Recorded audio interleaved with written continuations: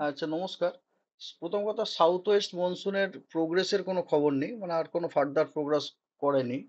আর rainfall forecast হচ্ছে এরকম যে আজকে আহ, উত্তরবঙ্গের 5টা যে জেলা আছে সেই জেলা 5টাতে ওয়াইড স্প্রেড রেনফল ফোরকাস্ট করা হয়েছে, বা উত্তরবঙ্গের বাকি 3টি জেলাতে fairly wide spread rainfall forecast করা হয়েছে, এবং দক্ষিণবঙ্গের কেবলমাত্র আপনার বীরভূম, মুর্শিদাবাদ, নদিয়া এবং 2 চব্বিশ পরগনাতে স্ক্যাটার্ড রেনফল ফোরকাস্ট করা হয়েছে, এবং বাকি জেলাগুলো আইসোলেটেড। আগামীকাল উত্তরবঙ্গের পরিস্থিতি হচ্ছে এরকম যে 5টা যে উত্তরের জেলা সেই জেলাগুলি ওয়াইড স্প্রেড, বাকি উত্তরবঙ্গের জেলাগুলি স্ক্যাটার, এবং দক্ষিণবঙ্গের সব জেলাগুলিতেই আইসোলেটেড রেনফল। 3 তারিখে দক্ষিণবঙ্গের সব জেলাতে আইসোলেটেড রেনফল, উত্তরবঙ্গের একদম উত্তরের 5টি জেলাতে ফেয়ারলি ওয়াইড স্প্রেড রেনফল, এবং বাকি 3টিতে আপনার স্ক্যাটার্ড রেনফল। 4 তারিখে উত্তরবঙ্গের ও একদম উপরের 5টা জেলাতে আপনার ফেয়ারলি ওয়াইড স্প্রেড রেনফল, বাকিগুলোতে scattered rainfall. Uttarbanga same as 3 তারিখ। আর দক্ষিণবঙ্গের বীরভূম, মুর্শিদাবাদ, নদিয়া, 2 চব্বিশ পরগনাতে স্ক্যাটার্ড, বাকিগুলো আপনার আইসোলেটেড।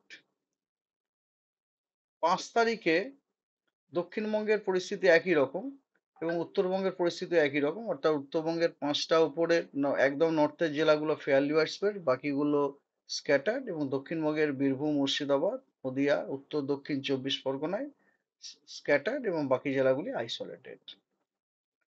6 তারিখে দক্ষিণবঙ্গের সব জেলা আইসোলেটেড, উত্তরবঙ্গের একদম উত্তরের 5টা জেলাতে ফেয়ারলি ওয়াইড স্প্রেড, এবং বাকি 3টিতে আইসোলেটেড রেনফল।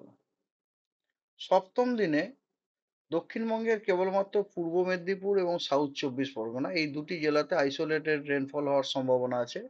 দক্ষিণবঙ্গের বাকি জেলাগুলি প্রধানত শুষ্ক থাকারই সম্ভাবনা বেশি।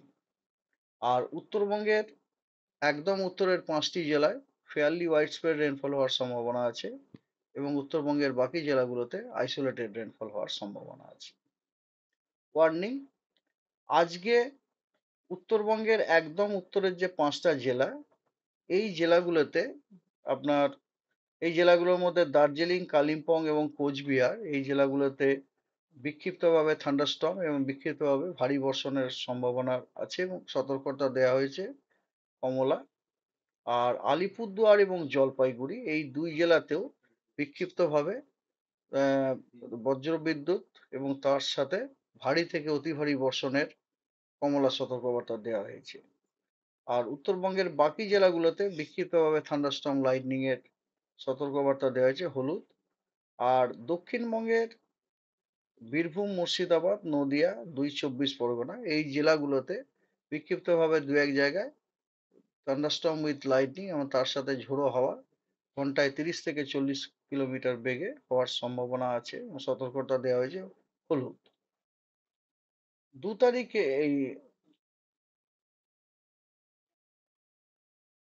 2 তারিখে আপনার 2 তারিখে দক্ষিণবঙ্গের জন্য কোনো সতর্কবার্তা নেই, তবে আহ, উত্তরবঙ্গের আপনার একদম উত্তরের 5টা জেলাতে বিক্ষিপ্তভাবে থান্ডারস্টর্ম লাইটনিং, উত্তর দিনাজপুরে থান্ডারস্টর্ম লাইটনিং, এবং জলপাইগুড়িতে তার সাথে বিক্ষিপ্তভাবে ভারী রেনফলের সতর্কবার্তা দেওয়া হয়েছে, হলুদ সতর্কবার্তা।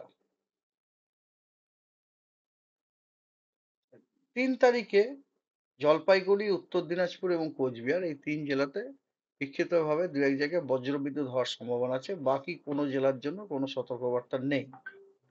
আর 4, 5, 6, 7 এই কদিন পশ্চিমবঙ্গের কোনো জেলাতেই কোনো রকম থান্ডারস্টর্ম বা ঝোড়ো হাওয়া বা ভারী বর্ষণ এসবের কোনো সতর্কবার্তা সেরকম ঘাম টাম কিচ্ছু নেই, বরং ড্রাইনেস এসে গেছে।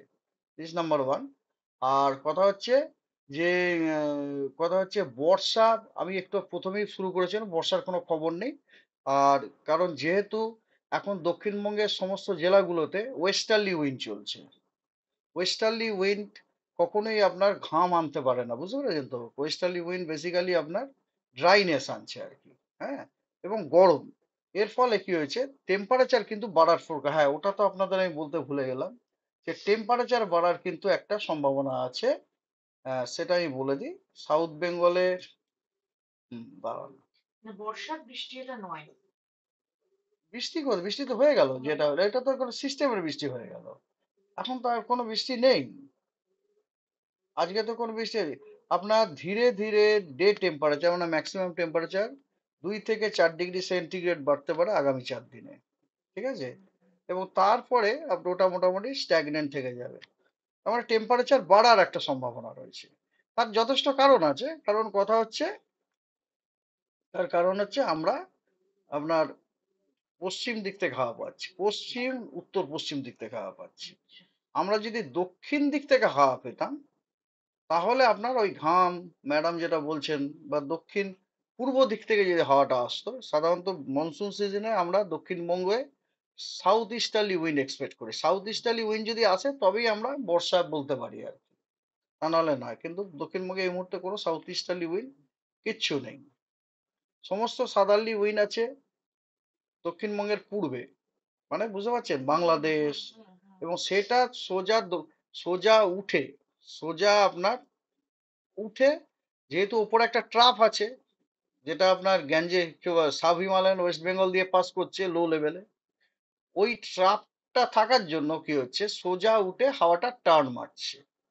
টার্ন মেরে কোথায় আসছে, আমাদের ওই নর্থ বেঙ্গলের ওই যে যে 5টা জেলা আছে। এই জন্য দেখুন, আপনাদের আমি বললাম নর্থ বেঙ্গলের 5টা জেলাতে কিন্তু দেখবেন প্রতিদিনই আইদার ওয়াইড স্প্রেড নয়তো ফেয়ারলি ওয়াইড স্প্রেড রেনফল পেয়েছেন।